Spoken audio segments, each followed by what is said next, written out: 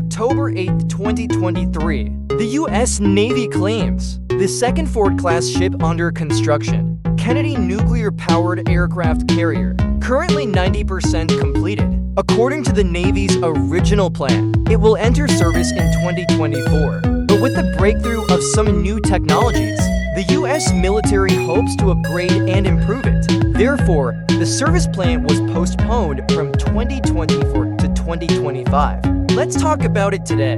The nuclear-powered aircraft carrier USS Kennedy.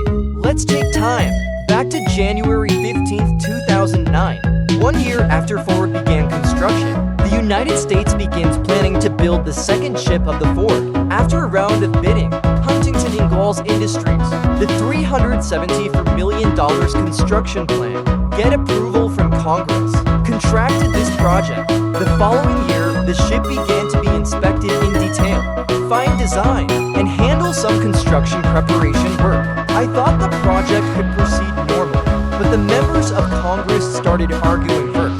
The first to speak was a congressman from Arizona, the second ship of the Ford flag. We hope to name it Arizona to commemorate the attack on Pearl Harbor, the bomb USS Arizona, and remember every soldier who died in the war. But what about this proposal? It was not passed by Congress because of the no one ship. Ford, the 38th President of the United States. Congress prefers to put the second ship after the U.S. President. Suggestion of Arizona legislators. Battleship. Sufferings of World War II. People.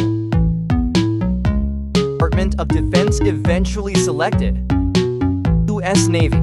President of the United States.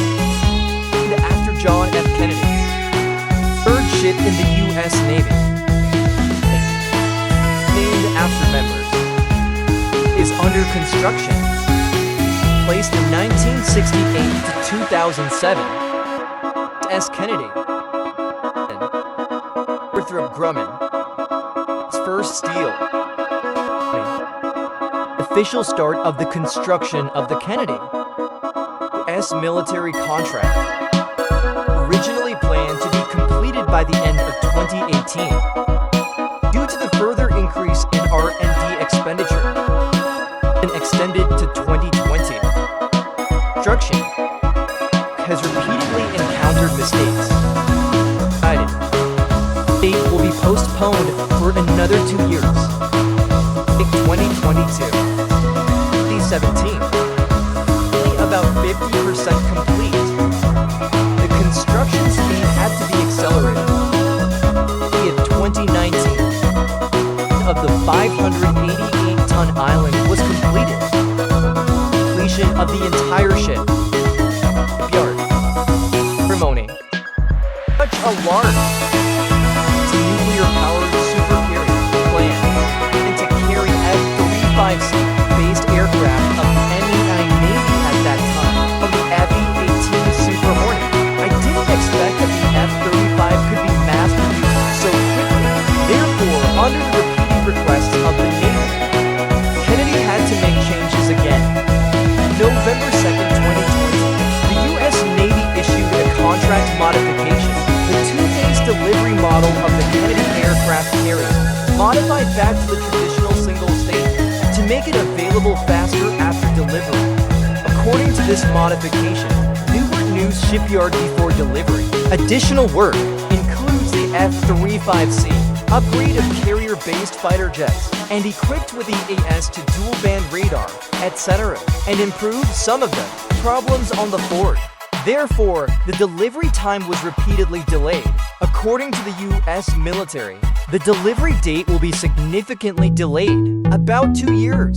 The delivery time will be changed to the end of June 2024. According to the U.S. military's idea, the USS Kennedy can carry 80 carrier-based aircraft. In extreme cases, it can carry 90 carrier-based aircraft, can accommodate to F-35C carrier-based combat squadrons, to squadrons of F-A-18 Super Hornet fighter jets, and E-2B Hawkeye early warning aircraft squadron. In addition, Dabbing would like to add something. F-35C is the only F-35 remember with Catapult, model of the Blue Team landing. Its appearance is similar to that of F35A, one size larger than 35B.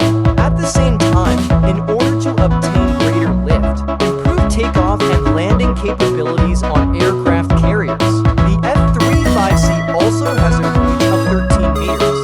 Compared with the previous two models, it has increased by 2.3 meters. The wing area has also increased by about 45%. The fuel capacity is also about 680 kilograms larger than that of the F35A. Larger tail area. The landing gear structure has also been strengthened. F35C in terms of bomb load, range and combat radius are similar to F35A. Basically the same, about 1/4 higher than the F35B. Therefore, the cost of F35C is also the highest among the three fighters. The most expensive, in addition to being able to carry F35C to the Kennedy. The performance of this aircraft carrier is also beyond doubt. As a mobile airport at sea, USS John F. Kennedy has a high speed of about 30 knots, about 56 kilometers per hour. Not only can it speed up the aircraft carrier, speed to the designated location, can also sail against the wind. For medium-sized carrier-based aircraft to take off with full load, provide deck wind of sufficient speed.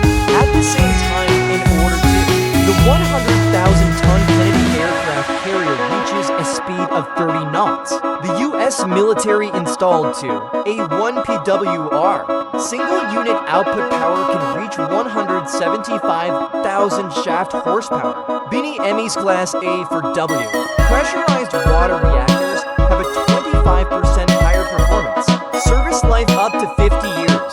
The nuclear fuel only needs to be replaced once during them. The advantage of pressurized water reactors is their small size. It also takes up less space on the aircraft carrier, and the output power is very large.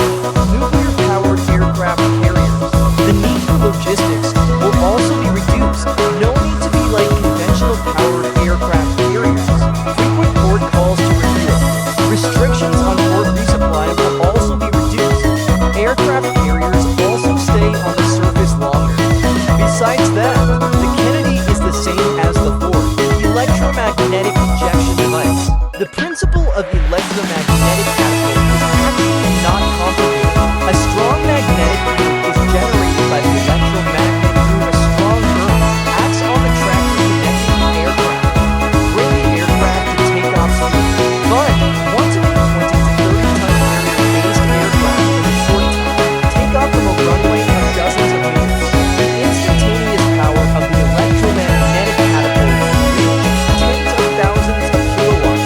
Kennedy's electromagnetic catapult system can be fully charged in 50 seconds and releases a large amount of energy within 2 per second. Can launch including F35C and E-2B, almost all carrier-based aircraft, including early warning aircraft. Compared with the previous generation of Ford aircraft carrier, Kennedy's electromagnetic catapult system, there is a significant improvement. Not only more efficient, but also simpler in structure, easier to maintain. So how does the Kennedy compare to its predecessor, the Ford? What improvements have been made? January 16, 2007, U.S. Navy, the first nuclear-powered aircraft carrier, officially named the 38th president, named after Gerald Ford, as the first nuclear-powered aircraft carrier 4G. September 10, 2008, U.S. Navy, with Virginia, Newport News, Northrop Grumman Shipbuilding, signed contracts worth $5.1 billion, responsible for the design and construction of this aircraft carrier as of March 2018. Since the nuclear recommendation system, problems with ammunition elevators, the construction cost increased from the original $5.1 billion, it rose to $13 billion. The Gerald Ford, for the most expensive warship ever built.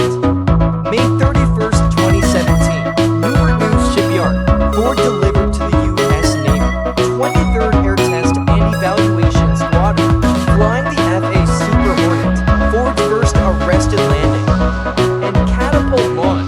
The test went very smoothly, no accidents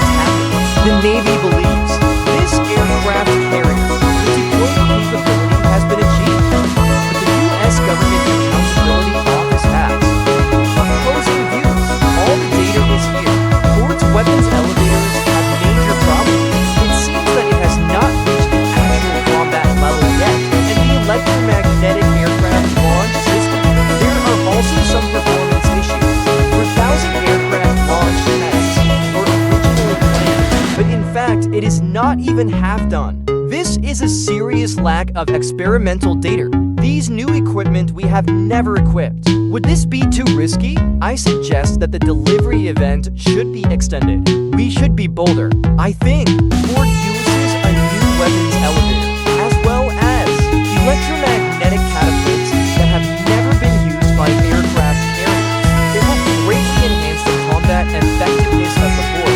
This will be another epic-making product. We must take risks. After a heated debate, Windsor Bureau chooses to believe Ford. I think these new equipment will bring huge improvements. June 18, 2021, Ford in Florida, 160 kilometers away from Ponce Inlet, conducted the first full ship impact test, 100 meters away from the aircraft carrier.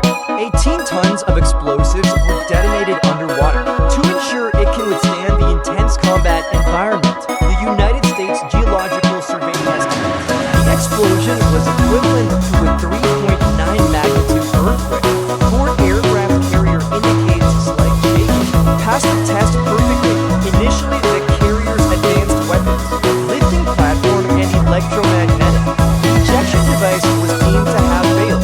Therefore, it suffered strong. But after more than 5 years of contact with this ship, there is nothing wrong with these two functions. Never had a malfunction. The ship has reached its initial operating capability. October 2023, with the outbreak of the 800 million conflict, Ford begins deployment to the Eastern Mediterranean. Compared with the previous generation of Nimitz and aircraft carriers, Ford uses a large number of highly automated systems. The number of personnel on board was reduced. The Nimitz has a full complement of 6,012 personnel. The Ford's full crew, the number of people is reduced to 3,539, including the crew, flight crew, and ground crew. The fewer people an aircraft carrier needs, this means that the aircraft carrier has more long combat duration. At the same time, a large number of highly automated equipment are used. It will also enhance the situational awareness of the aircraft carrier. There is a significant improvement. In addition, the Ford is equipped with a stealth-capable F35C. Its combat radius will be further expanded. The strike range is longer than other conventional aircraft carriers. So when a naval battle occurs, Ford can launch F35C at a great distance, attack enemy targets, and due to the stealth performance of F35C, the enemy's radar cannot detect it at all. Unable to follow the direction of the fighter plane displayed by the radar, reverse the position of the aircraft carrier. Convenience reduces the likelihood of Ford itself being discovered. Avoid being hit by the opponent. Besides, the electromagnetic catapult equipped on the Ford, in terms of security and maintenance, compared with previous steam catapults, more simple and convenient. At work, the force of its ejection can be adjusted. Need to launch large AWACS. For example, the E-2B Hawkeye early warning aircraft. You can increase the ejection force. Need to eject FA-18, F-35C, and subsequent upper keyless. Human machine time. The ejection force can be adjusted accordingly to adapt to different tonnage and size of carrier-based aircraft. Rather, steam catapult with adjustable force. It is very likely that some damage caused by carrier-based aircraft. The carrier-based aircraft cannot be executed after takeoff. Subsequent combat missions. Electromagnetic ejection device. Not only does it adjust the force of the fighter jet's ejection, in a very short time, more fighter jets take off, greatly improving the combat and effectiveness of aircraft carriers. Therefore, the electromagnetic catapult can adjust the force. Compared with traditional steam catapults, the combat capability of the aircraft carrier is maximized. In the U.S. military's plan, Ford will be the first, compared with the previous Minis class aircraft carrier with significant performance improvements. Ford is not only equipped with ANSP-3, ANSP-Y for active electronically scanned array, multifunction multi-band radar, and ship self-defense systems, and for the first time, the electromagnetic aircraft catapult system was used. Replace the traditional steam catapult. All non-vertical takeoff and landing carrier-based aircraft will be launched. This innovation eliminates the traditional requirements for steam generation and storage. This frees up a lot of area below deck.